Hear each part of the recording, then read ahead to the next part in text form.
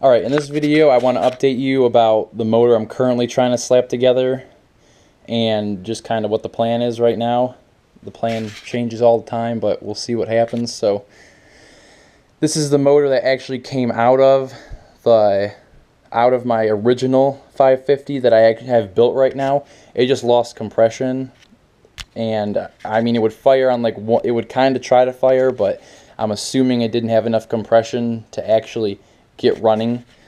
So I'm going to tear this one apart. I already had stock rings, brand new stock rings, new old stock sitting around.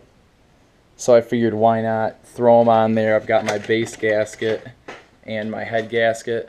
So figured why not throw these rings on, and I'm going to throw one of my milled high compression heads on, just a stock head milled down, and then hopefully that'll supplement enough compression to limp this motor through the rest of the season as it just started. So I'm hoping to be able to get this thing together with the fresh rings.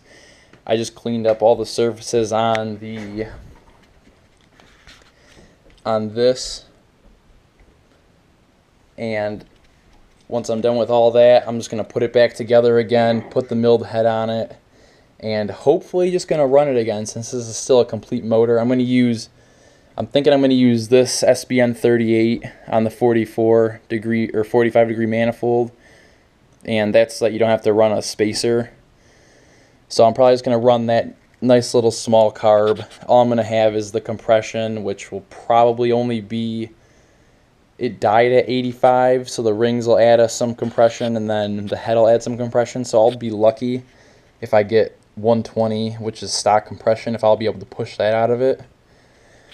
And then just like a pipe and stock water box, that's what I have laying around. So the 38 will do just fine for that.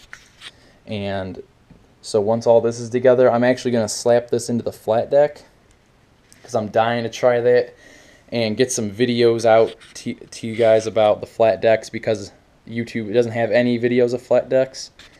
So I figured I'd like to whip one of those up and hopefully rip it around this summer. In the next couple weeks, hopefully I'll have it up and running, depending on how all this goes and if this motor actually ends up working, because it could have had another problem that I'm not aware of. But I figured I'd just throw some rings at it and spend my time before I spend more money on rebuilding everything, because this crank in here is still solid. So hopefully it'll be able to limp through the season in the flat deck, and then I'll go through and redo it all next winter when I have more time.